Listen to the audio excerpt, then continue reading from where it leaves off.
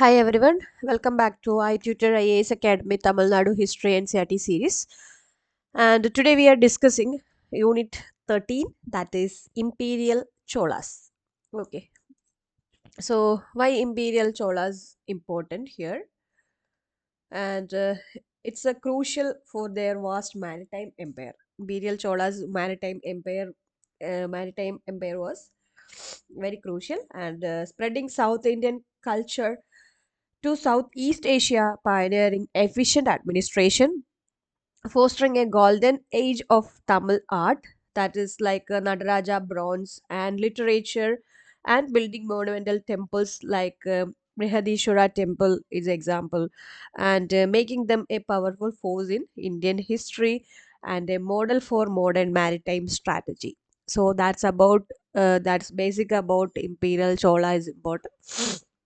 So look at this Indian map. This is the area of Chola dynasty. Okay, so please refer this map, and you can Google it also, and please add it to your map study. Okay, and so we will here we will discuss further. And after the decline of Sangam period, okay, we already discussed Sangam period, so please refer that video. The Cholas become feudatories in Urayur, and they became prominent in the 9th century and established an empire comprising the major portion of South India. Their capital was Tanjore, and they also extend their sway in Sri Lanka and Malay Peninsula. Therefore, they are called as the Imperial Cholas. Okay, so extend not only in India but also in Sri Lanka and Malaya Peninsula. So that's why it's called Imperial Cholas. And thousands of inscription found in the temples provide detailed information regarding the administration, society, economy, and culture of the Chola period. And the founder of the Imperial Chola line was Vijayalaya. Okay, so he captured Tanjore from Mutterayar in 815 AD and built a temple for Durga. And his son Aditya put an end to Pallava kingdom by defeating Aparajita and annexed Tondai Mandalam. And Parantaka I was one of the important early Chola rulers. He defeated the Pandyas and the ruler of Ceylon, but he suffered a defeat at the hands of Rashtrakutas in the famous Battle of Takkolam. And Parantaka I was a great builder of temple, and he also provided the Vimana of the famous Nadaraja temple. It's famous, art of Nadaraja temple at Chidambaram and with a golden roof. The two famous Uttiramerur inscription that give a detailed account of the village administration under the Chola belong to his reign. Okay, and after a gap of 30 years, the Chola reigned their supremacy under Raja I. Okay, so what's the time period of Raja I? That is 985 to 1014 AD, and it was under Rajaraja I and his son Rajendra I that the Chola power reached its highest point of glory. And what about his military conquest? Where the defeat of Chera ruler Bhaskara Vivarman is in the naval battle of Kandalur Shalai, and the destruction of the Chera navy, and the defeat of the Pandya ruler, that is Amara Bhujanga, and establishment of Chola authority in a Pandya country, and conquest of Gangnavadi and Tadigai Padai and Nolamba Padi locate in the Mysore region. Okay, so the invasion of Sri Lanka, which was entrusted to his son Rajendra I, as the Sri Lankan king Mahinda V fled away from his country, and the Cholas annexed the northern Sri Lanka, and the capital was shifted from Anuradhapura to Polonnaruwa, where a Shiva temple was built. Okay, that is about in Sri Lanka. And the Chola victory over the growing power of Western Chalukyas of Kalyani and the Satyasraya was defeated, and Rajaraja captured the Raichur Dome, Banavasi, and other places. Hence, the Chola power extended up to the river Tungabhadra, and the restoration of Vengi thrown to its ruler Shaktivarman and Vimaladitya by defeating the Telungu Chondas, and Rajaraja gave his daughter Kundavi in marriage to Vimaladitya. Okay, so and Rajaraja's last military achievement was naval expedition against the Maldive island, which were conquered. Okay, that was his last military achievement. And by this conquest, the extent of Chola Empire under Rajaraja I included the Pandya and Chera and the Tondamandalam region of Tamil Nadu and the Gangavati, Nolambapadi and Telungu Choda territories in the Deccan and the northern part of Ceylon and Maldive Island beyond India. And Rajaraja assumed a number of titles like Mummidi Chola and Jayakonda and Shivapada Sekara, like that. And he was a devout follower of Shaivism. That is why Shivapada Shekara is the title. And he completed the construction of the famous Raja Rajeshwara temple of Brigadishwara. It's one of the famous temple in Tanjore in 1010 AD. He also helped in the construction of Buddhist monasteries in Nagapattinam. Okay, so that's about his time period. And next is Rajendra I. The after Rajaraja 1, the next is Rajendra 1. 1012 to 1044 AD is the time period of Rajendra I.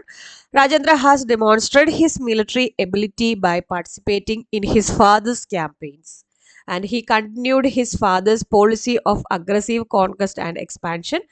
His important was where Mahinda V, the king of Sri Lanka, attempted to recover from the Cholas the northern part of Ceylon, and Rajendra defeated him and seized the southern Sri Lanka. Thus, the whole of Sri Lanka was made part of Chola Empire. And he reasserted the Chola authority over the Chera and Pandya countries. He defeated Jaisimha II, the western Chalukya king, and the river Tungabhadra was recognized as the boundary between the Cholas and the Chalukyas. Next is his most famous military enterprise was his expedition to North India. The Chola army crossed the Ganges by defeating a number of rulers on its way, and Rajendra defeated Mahipala I of Bengal. And to commemorate this successful North Indian campaign, Rajendra found the city of Gangaikonda Cholapuram and constructed the famous Rajeshwaram temple in the city. In that city, okay. And he also excavated a large irrigation tank called Chola Gangam on western side of the city. Okay. And next is another famous venture of Rajendra was his naval expedition to Kadaram or Sri Vijaya. It is difficult to pinpoint the real object of the expedition. Whatever its object were, the naval expedition was a complete success, and a number of places were occupied by Chola forces. Okay, and but it was only temporary, and no permanent annexation of these places was contemplated, and he assumed the title Kadaram Konda. Okay, Kadaram Konda. And Rajendra I had put down all rebellions and kept his empire intact. So, at the death of Rajendra I, the extent of Chola Empire was at its peak, and the river Tungabhadra was the northern boundary. And the Pandya, Kerala, and Mysore region, and also Sri Lanka formed part of the empire. He gave his daughter Amangavedi to the Vengi Chalukya prince, and further continued the matrimonial alliance initiated by his father.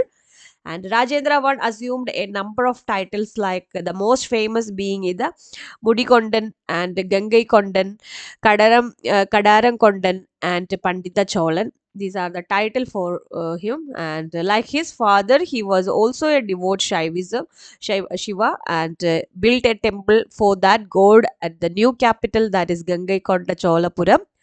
and he made liberal endowment to this temple and the Lord Nadaraja temple at Chidambaram, and he was also tolerant towards the Vaishnava and Buddhist texts also. Okay.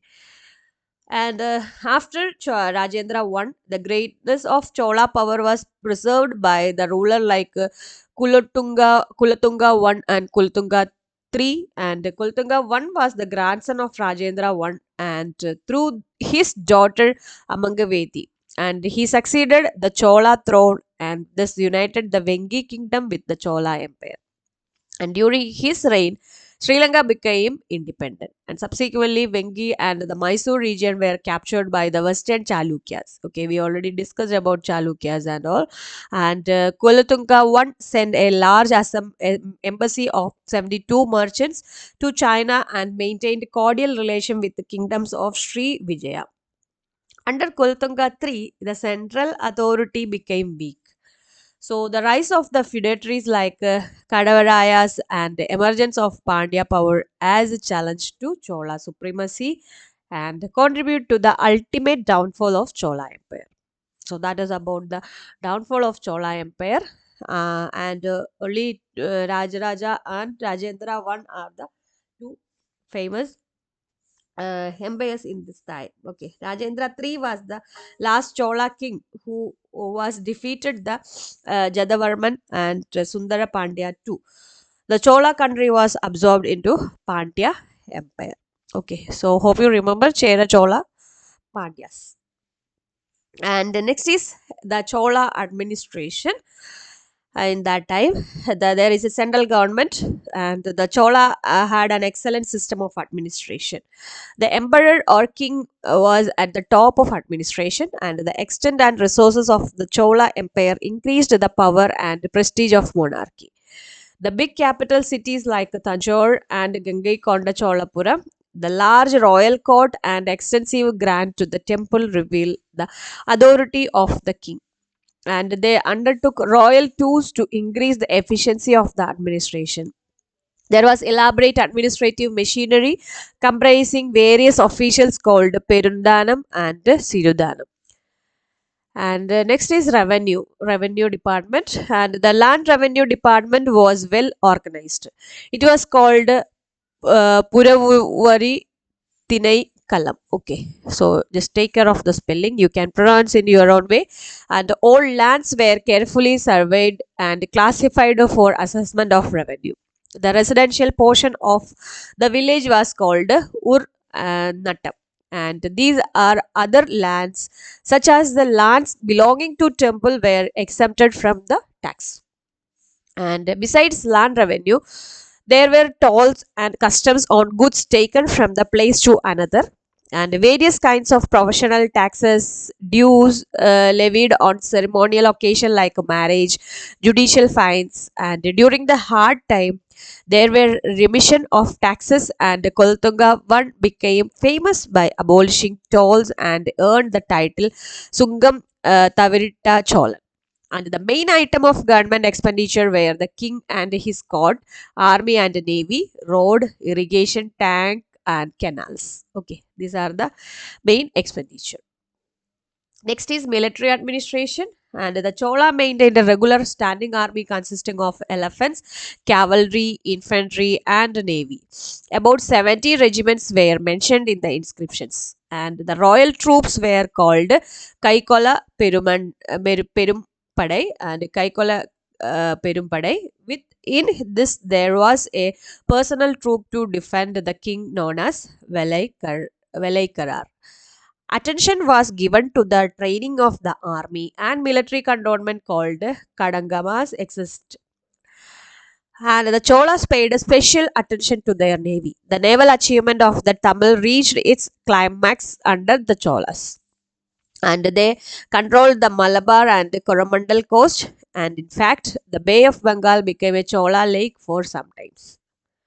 Next is provincial administration. Okay, the Chola empire was divided into mandalams. our like state administrations, the provincial administration, and each mandalam into Valanadu and Nadus. In each Nadu, there were a number of autonomous villages, and the royal princes or officers were in charge of mandalams. And the Valanadu was under a Periya Nattar and Nadu under the Nattar. And the town was known as Nagara, and it was under the administration of a council called Nagarata. Okay, so that's about the state administration or provincial administration. That was that time there was no state concept. And the village assemblies. The system of village autonomy with the sabas and their committees developed through the ages and reached its culmination during the Chola rule. And two inscriptions belonging to the period of Parantaka. One found the Uttinara Perur provide details of the formation and function of village councils.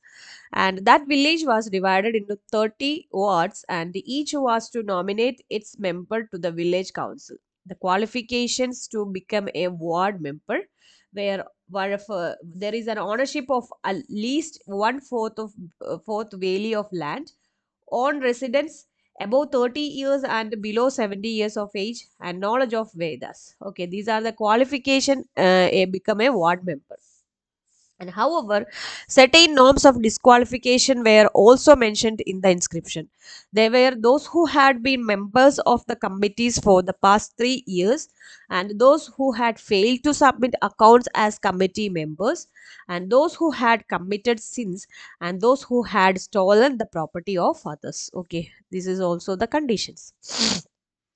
And from the person duly nominated, one was to be chosen for each ward by Kudavolai system for a year. The name of eligible person were written on palm leaves and put it into a pot. And a young boy or girl would take out 30 names each for one ward.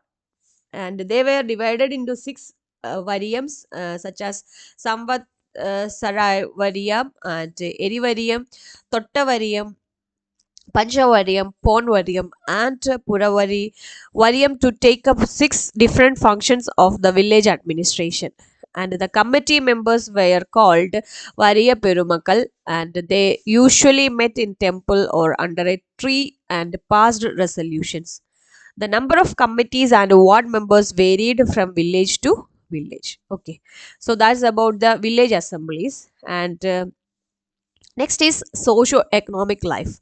So here is one picture about gold coin of Rajaraja Chola. Okay, so that time. And next about we will discuss about socio-economic life of Cholas.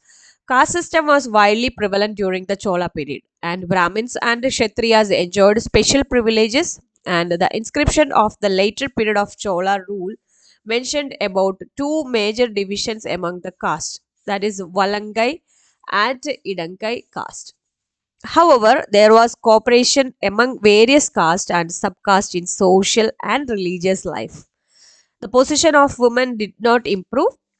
The practice of sati was prevalent among the royal families, and the Devadasi system or dancing girl attached to temple emerged during this period. So, both Shaivism and Vaishnavism continued to flourish during the Chola period. A number of temples were built with the patronage of Chola kings and queens, and the temple remained centers of economic activities during this period.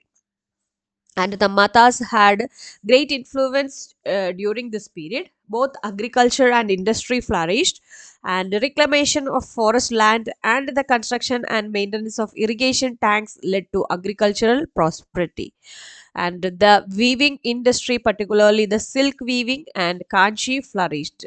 Okay, so the metal work developed owing to great damage of images for temple and utensils, and commerce and trade were brisk with the trucks, road or peruvaries and merchant guilds, and gold, silver, copper coins were issued in plenty at various denominations. Commercial contacts between the Chola Empire and China, Sumatra, Java, Arabia were extensively prevalent, and Arabian horses were imported in large number to strengthen the cavalry. So, this is about socio-economic life of Chola Empire. Education and literature. Education was also given importance. Beside the temples and the matas as educational centers, and several educational institutions also flourished. The inscription at Ennai Dam and Tirumukkudal and Tirumbuvanai provide details of the college existed in these places. Apart from the Vedas and epics, subjects like mathematics and medicine were taught in these institutions. Endowment of lands was made to run these institutions. The development of Tamil literature reached its peak during the Chola period. Shiva Hakashi in Tamini, written by Tirutha Kadever and Kundala Keshi, belonged to 10th century. Okay, that's about literature and the Ramayana composed by Kamban and Periyapuranam or Tirutondara Puranam by secular are the two masterpieces of this age. And Jayakonda's Kalingu to Parani describe the Kalinka wars fought by Kulatunga I, and the Muvarula written by Ottakutar epics depicts the life of three cholas. Okay, and you just take care of this, literature work spellings, and this is about Tamil. That time Tamil, Sanskrit are the languages, so that's why the uh, difficult words are there. Okay, so the Nalavenba was written by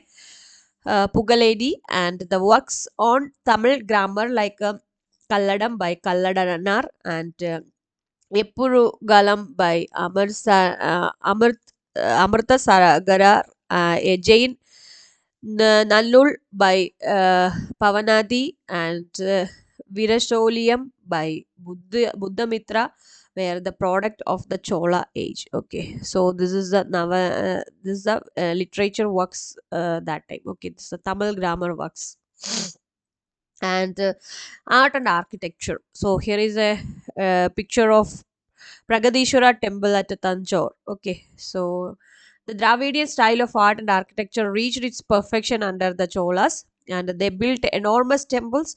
The chief features of Chola temple was Vimana. The early Chola temple found at Narthamalai and Kodumbalur in Pudukkottai district and at Srinivasa Nallur in Tiruchirappalli district, and big temple at Tanjore built by Rajaraja I is a masterpiece of South Indian art and architecture. Okay, so this is that temple. It consists of Vimana, Ardhamandapa and Mahamandapa, and a large pavilion in front known as Nandi Mandapa. And another notable contribution made by the Cholas to temple architecture is the Shiva temple at Gangaikonda Cholapuram, built by Rajendra I.